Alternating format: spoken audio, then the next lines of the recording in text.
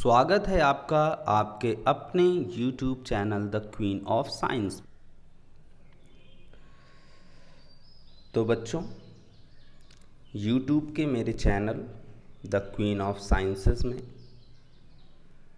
I think आप सबको ये बात पता होगी कि जो मैथमेटिक्स सब्जेक्ट है इसको द क्वीन ऑफ साइंस कहते हैं। इस वजह से मेरे चैनल का नाम द क्वीन ऑफ साइंसेस है, क्योंकि हम लोग यहाँ पे इस चैनल पे सिर्फ और सिर्फ मैथमेटिक्स ही पढ़ेंगे। ठीक है, कभी कभी मैं आपको मैथमेटिक्स से रिलेटेड कुछ ट्रिक्स भी बताया करूँगा, कुछ मैजिक्स भी बताया करूँगा, बट आज मैं आप लोग के सामने लेके आया हूँ क्लास 9th के lesson number 1 number system. Lesson का नाम है, एक टॉपिक जिसका नाम है operations on real numbers. Real numbers में हमारे पास बहुत सारे नंबर्स इंक्लूडेड हैं। कौन कौन से?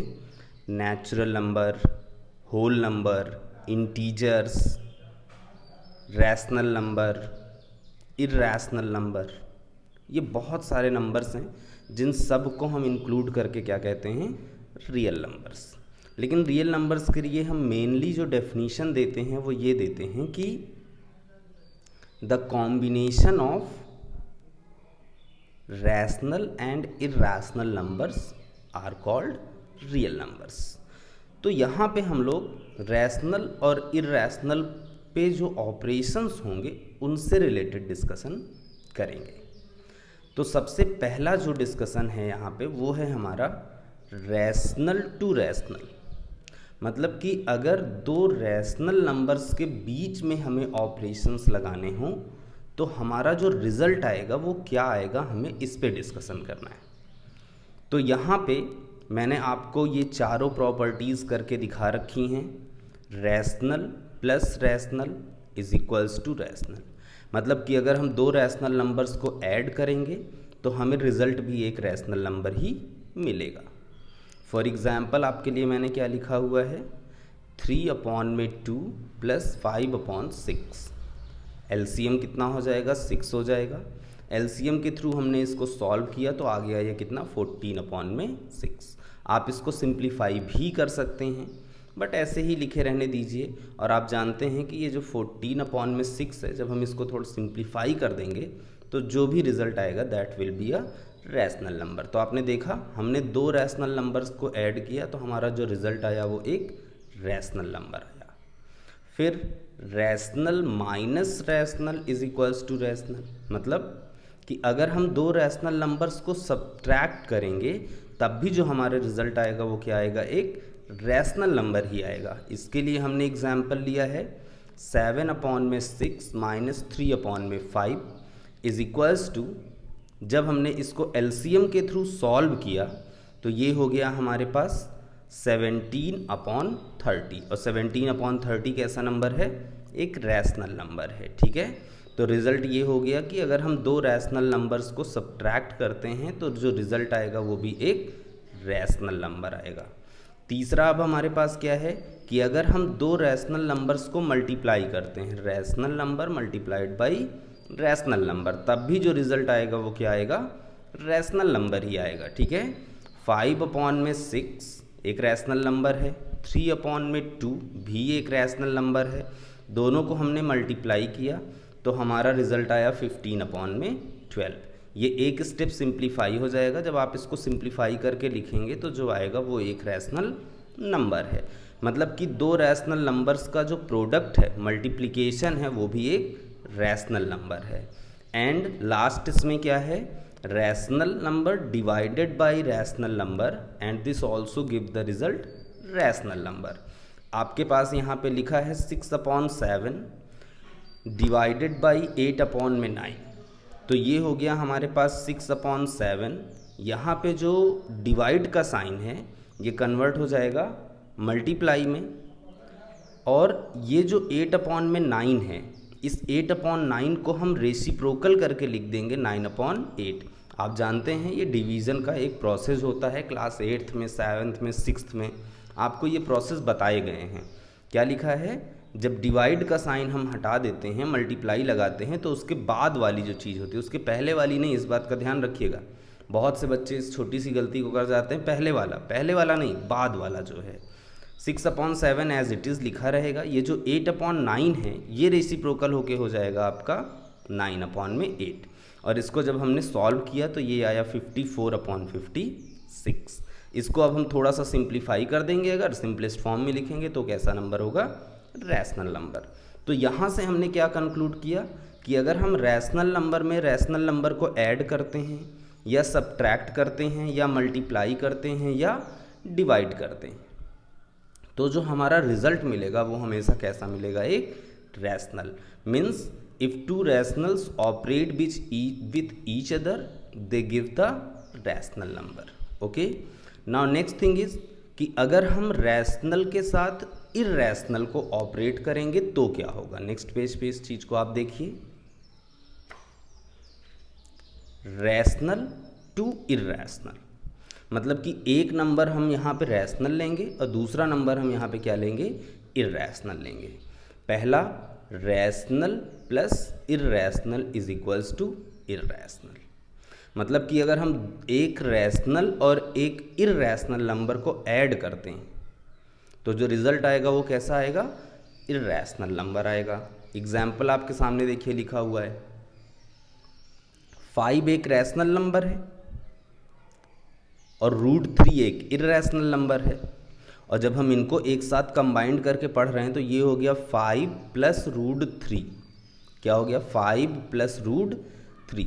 कोई पूछता है कि 5 + √3 कैसा नंबर है, तो आप कहेंगे कि ये एक इर्रैशनल नंबर है। क्यों, क्योंकि इसमें प्रॉपर्टी लग गई है कि रैशनल और इर्रैशनल का जो सम होता है वो फाइनली क्या बन जाता है, इर्रैशनल। ठीक है। सेकेंड हो गया हमारा रैशनल माइनस इर्रैशनल, मतलब कि अगर हम रैशनल में इर्रैशनल सब्ट्रैक्ट करते हैं तो जो रिज़ल्ट आएगा वो भी कैसा होगा, इर्रैशनल नंबर। एक रैशनल हमने लिया 3 और एक हमने इर्रैशनल ले लिया √2। 3 - √2 सॉल्व तो नहीं होगा ये, क्योंकि पहले हमें √2 की यहाँ पे वैल्यू रखनी पड़ेगी, लेकिन √2 एक इर्रैशनल नंबर है। लेकिन आप इसको इस कंबाइंड फॉर्म में भी बोल सकते हैं इर्रैशनल नंबर। ठीक है। Next C, rational multiplied by irrational, मतलब कि एक रैशनल और एक इर्रैशनल का प्रोडक्ट, ये क्या हो जाएगा हमारा, इर्रैशनल नंबर। इसके लिए भी एग्जाम्पल दिया गया है, 3 रैशनल नंबर है, √2 इर्रैशनल नंबर है, और जब हम इन दोनों को मल्टीप्लाई कर रहे हैं तो कितना आ रहा है, 3√2। तो ये 3√2 कैसा नंबर हो गया, इर्रैशनल नंबर हो गया। ठीक है। एक और हमने एग्जाम्पल लिया, हमने रैशनल नंबर लिया 5/6 और इर्रैशनल नंबर ले लिया √5। तो जब हम इन दोनों को मल्टीप्लाई करेंगे तो ये हो गया 5√5, 5 का √5 से मल्टीप्लाई 5√5, और अपॉन में कितना आ जाएगा, 6 आ जाएगा। तो ये 5√5 अपॉन में 6, ये भी एक कैसा नंबर है हमारा, इर्रैशनल नंबर हो गया। ठीक है। लास्ट में रैशनल में हम डिवाइड करेंगे इर्रैशनल नंबर से, तब भी जो रिज़ल्ट मिलेगा वो कैसा मिलेगा, इर्रैशनल नंबर ही मिलेगा। फॉर एग्जांपल आप देखिए 3 है ये, और हमने इसमें डिवाइड किया √2 से। 3 हमारा रैशनल नंबर है और √2 हमारा इर्रैशनल नंबर है, जिसको कि इस तरीके से लिखा जा सकता है 3 और अपॉन में कितना, √2। तो ये 3 अपॉन में √2 कैसा नंबर हो जाएगा, इर्रैशनल नंबर। एक और एग्जांपल हमने लिया 3/5 डिवाइडेड बाई √6, तो ये तो 3/5 ही रहेगा। ये जो डिवाइड का साइन है ये कन्वर्ट हो जाएगा किसमें, मल्टीप्लाई में। तो ये जो आपका √6 लिखा है इसको आप बड़े आराम से क्या लिख सकते हैं, √6 अपॉन में 1। तो ये रेसिप्रोकल होके क्या बन जाएगा, 1 अपॉन में √6। मैथमेटिक्स में आप एक चीज़ याद रखिए, जिसके लिए मल्टीप्लाई में और डिवाइड में कोई नहीं होता उसका 1 होता है। जैसे लोग कहते हैं ना, जिसका कोई नहीं होता उसका कौन होता है, भगवान होता है, खुदा होता है ना, परवरदिगार होते हैं। वैसे ही मल्टीप्लाई और डिवाइड के रूल में जिस नंबर का कोई नहीं होता, याद रखिए, ऐसे याद रखिए, मल्टीप्लाई और डिवाइड में जिस नंबर का कोई नहीं होता उसका कौन होता है, 1 होता है, ठीक है। तो ये जो √6 लिखा है, √6 के अपॉन में कितना आ जाएगा, 1 आ जाएगा बड़े आराम से। तो रेसिप्रोकल होके हो जाएगा 1/√6। तो यहाँ से हमें क्या मिल गया, 3 का 1 से मल्टीप्लाई 3 और 5 का √6 से मल्टीप्लाई 5√6। तो ये 3/5√6 भी एक कैसा नंबर हो गया, इर्रेशनल नंबर। अब एक तीसरा केस बचा हुआ है जो कि सबसे इम्पॉर्टेंट केस है और उस केस के ऊपर क्वेश्चंस भी पूछे जाते हैं। तो इसलिए आपको उस केस को बहुत अच्छे से समझना है जो कि आपका रिलेट करता है। नेक्स्ट पेज पे है, मैं आपको पेज चेंज करके दिखा रहा हूँ। इर्रेशनल टू इर्रेशनल, ठीक है, इर्रेशनल टू इर्रेशनल, मतलब कि जब दो इर्रेशनल नंबर्स ऑपरेट करेंगे तब कैसा रिजल्ट आएगा। ये बहुत मज़ेदार चीज़ है, बहुत अच्छी चीज़ है और इसके ऊपर बहुत फ्रीक्वेंटली क्वेश्चन पूछे जाते हैं। और मैं आपको बता दूं कि ये क्वेश्चन 2 नंबर के भी हो सकते हैं, 3 नंबर के भी हो सकते हैं। और क्वेश्चन क्या होगा कि give an example of 2 irrational number whose result is rational या हुज रिजल्ट इज इर्रेशनल। ऐसे एग्जाम्पल्स बनाने के लिए वो बोलता है, मतलब आपको ये एग्जाम्पल्स खुद से क्रिएट करने पड़ेंगे। क्वेश्चंस का मैथमेटिक्स में मिल जाना और आपका उसको सॉल्व कर लेना एक अलग चीज़ है, लेकिन खुद से क्वेश्चंस बनाना और सॉल्व करना ये बहुत डिफ़िकल्ट चीज़ होती है। क्वेश्चन बने बनाए मिल जाएंगे और आपको मेथड पता हो तो आप सॉल्व कर लेंगे, लेकिन खुद से क्वेश्चन बनाना बेटा बहुत डिफ़िकल्ट चीज़ होती है। दिमाग ही नहीं काम करता है कि क्वेश्चन हम फ्रेम कैसे करें। नहीं तो आप कभी ट्राई कर लीजिएगा। कुछ एग्जाम्पल्स मैं यहाँ पे डिस्कस करने जा रहा हूँ, आप कुछ एग्जाम्पल सोचिएगा, आपको खुद समझ में आ जाएगा इस चीज़ के लिए, ठीक है। तो मैं यहाँ पे जो है आपको इर्रेशनल और इर्रेशनल से रिलेटेड बातें बताने जा रहा हूँ अब। तो irrational plus irrational is equals to irrational और रैशनल, मतलब कि जब हम 2 इर्रेशनल नंबर्स को ऐड करेंगे तो आंसर या तो इर्रेशनल होगा या रैशनल होगा। ये चीज़ डिपेंड करेगी एग्जाम्पल के ऊपर। अब जैसे यहाँ पे मैंने देखिए पहले एग्जाम्पल में एक इर्रेशनल लिया √6, दूसरा इर्रेशनल लिया √3, और जब हमने √3 और √6 को ऐड किया तो ये डायरेक्ट ऐड तो होंगे नहीं। गलती से आप इसको √3 + √6 √9 मत लिख दीजिएगा, ऐसा नहीं होता, ये गलत हो जाएगा, ठीक है। √3 + √6 ऐसे ही लिखा रहेगा, इसको आप ऐसे ऐड नहीं कर सकते कि आप इसको √9 लिख दें। तो ये कैसा नंबर है, इर्रेशनल नंबर। अब इसी की जगह पे मैंने एक दूसरा एग्जाम्पल लिया। एक इर्रेशनल हमने लिया 2 + √3, 2 + √3 एक इर्रेशनल है, पीछे भी आपने देखा इस तरीके की चीज़ को।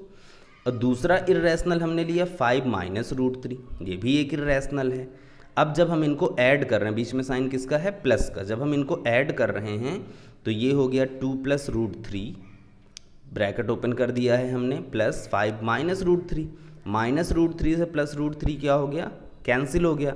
अब ये 2 + 5 कितना आया, 7, और 7 कैसा नंबर है, इर्रेशनल। तो आपने ये चीज़ देखा, नोटिस किया आपने कि यहाँ पे जब इर्रेशनल में इर्रेशनल ऐड करेंगे तो इर्रेशनल भी मिल सकता है और रैशनल भी मिल सकता है। ये डिपेंड करता है कि आपने वहाँ पे एग्जाम्पल कैसा प्रेजेंट किया है, ठीक है बेटा। तो मैं इसी को अब सब्ट्रैक्शन के लिए, मल्टीप्लिकेशन के लिए और डिवीज़न के लिए आपको बताने जा रहा हूँ, बट आपको इसे बहुत ध्यान से समझना है। इर्रेशनल माइनस इर्रेशनल, जब इर्रेशनल में से इर्रेशनल हम सब्ट्रैक्ट करेंगे तो क्या आएगा, इर्रेशनल और या रैशनल आ जाएगा। एक इर्रेशनल हमने लिया √2, एक इर्रेशनल हमने लिया √5, तो दोनों को हमने सब्ट्रैक्ट किया। सब्ट्रैक्ट तो ये होगा नहीं, ऐसा तो है नहीं कि √2 - √5 लिख करके हम √3 लिख देंगे, ऐसा नहीं होता है। तो ये एज इट इज़ लिखा रहेगा, तो ये एक इर्रेशनल नंबर है। इसी की जगह पे हमने एक एग्जाम्पल लिया, एक इर्रेशनल हमने लिया 7 + √3, ये एक इर्रेशनल है। एक इर्रेशनल हमने लिया 3 + √3, ये भी एक इर्रेशनल है।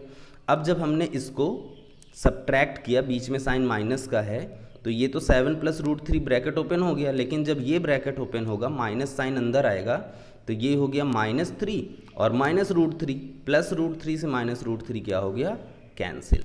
अब 7 में से जब हम 3 को माइनस कर रहे हैं तो कितना आ रहा है 4, विच इज़ रैशनल। तो आपने देखा एक में हमारा इर्रेशनल आया और एक में क्या आया, रैशनल आया। मल्टीप्लिकेशन के केस में आप ऐसे ही देखिए, irrational multiply irrational is equals to irrational और रैशनल। इसका एग्जाम्पल क्या है, √3 multiply √5 is equals to root में, अब जब ये बीच में मल्टीप्लाई का साइन लिखा है तो ये रूट कंबाइंड हो जाएंगे, मतलब दोनों नंबर्स एक ही रूट के अंदर आ जाएंगे, ये रूल होता है, ठीक है। तो ये हो गया 3 × 5 रूट के अंदर। तो अब ये हो गया स्क्वायर रूट 3 × 5 = 15, और स्क्वायर रूट 15 को हम लॉन्ग डिवीज़न मेथड से ही सॉल्व कर सकते हैं। फिलहाल लॉन्ग डिवीज़न मेथड आपने क्लास 8th में सीखा है, बट मैं लॉन्ग डिवीज़न मेथड के ऊपर एक सेपरेट वीडियो बनाऊंगा और वो मैं आपको दिखाऊंगा, ताकि आपको एक बार से लॉन्ग डिवीज़न मेथड फिर से आ जाए, याद हो जाए, फिर से दोबारा आपके दिमाग में आ जाए, ठीक है। तो ये √15 हो गया एक इर्रेशनल नंबर। अब एक और एग्जाम्पल हम ले रहे हैं, एक इर्रेशनल हमने लिया 5√3, दूसरा इर्रेशनल हमने लिया 3√12। अब इनको जब हम बीच में मल्टीप्लाई का साइन है, मल्टीप्लाई करने जा रहे हैं, तो क्या हो जाएगा, 5 का 3 से मल्टीप्लाई हो गया, 5 × 3, और √3 का √12 से मल्टीप्लाई हो गया, रूट के अंदर 3 × 12, ठीक। तो ये 5 3 जा तो 15 हो गया, और रूट के अंदर ये जो 3 × 12 है, 3 को एज इट इज़ लिखा, और इस 12 को हम लिख सकते हैं 3 × 2 × 2, 3 2 = 6, 2 = 12, ठीक है। अब ये 15 और इन दोनों 3 का पेयर बन गया तो एक 3 बाहर, और इन दोनों 2 का पेयर बन गया तो एक 2 बाहर। आप जानते ही हैं इस बात को कि स्क्वायर रूट में अगर किसी नंबर का पेयर बन जाता है तो एक नंबर बाहर आ जाता है। अब यहाँ पे आप इसको मल्टीप्लाई करेंगे तो कितना आ गया 90, और 90 एक रैशनल नंबर होता है, ठीक है।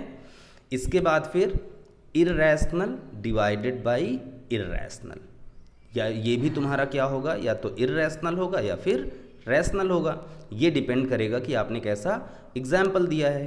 तो यहाँ पे हमारे पास है √2 divide √3 is equals to √2/√3। Divide को हम इस तरीके से लिख देते हैं, और इसको अगर हम कंबाइंड करेंगे तो दोनों चीज़ें एक ही रूट के अंदर आ जाएंगी, स्क्वायर रूट में 2/3। और ये अब सॉल्व होगा नहीं, तो मतलब सॉल्व होगा बट इतनी ईजिली सॉल्व नहीं होगा, तो ये एक इर्रेशनल नंबर है। इसका दूसरा एग्जाम्पल हमने लिया 10√3 डिवाइड 16√3। 10√3 भी इर्रेशनल नंबर है, 16√3 भी एक इर्रेशनल नंबर है। अब इसको हम इस तरीके के फॉर्म में लिख लिए, डिवाइड को हम ऐसे लिख देते हैं। तो अब ये हो गया 10√3 अपॉन में 16√3, √3 से √3 क्या हो गया, कैंसिल, तो ये बचा 10/16। अब ये भी सिंप्लीफाई हो जाएगा 2 से, सिंप्लीफाई होके ये हो गया 5/8, और 5/8 कैसा नंबर है, रैशनल नंबर है। तो ये जो टॉपिक आपने यहाँ पे पढ़ा, irrational to irrational, this is very important topic, and I think आपको ये समझ में आ गया होगा। अब आप इसके ऊपर कुछ क्वेश्चंस करिएगा, ठीक है। मैं आपको प्रैक्टिस सीट दूंगा एक, उस प्रैक्टिस सीट को आपको करना है, बहुत अच्छे से करना है, और जो भी कोई प्रॉब्लम होती है आप मुझसे कमेंट बॉक्स में पूछ सकते हैं, ठीक बेटा। तो रिज़ल्ट ये निकल के आया कि इर्रेशनल के साथ जब इर्रेशनल ऑपरेट करेगा तो हमारा जो आंसर होगा वो या तो इर्रेशनल हो सकता है या फिर रैशनल हो सकता है। ये टोटली डिपेंड करता है कि आपने एग्जाम्पल कैसा प्रेजेंट किया है। जैसा आप एग्जाम्पल प्रेजेंट करेंगे वैसा आपका आंसर आएगा, ठीक है। तो क्वेश्चन की डिमांड के अकॉर्डिंग हम एग्जाम्पल प्रेजेंट करते हैं। ओके।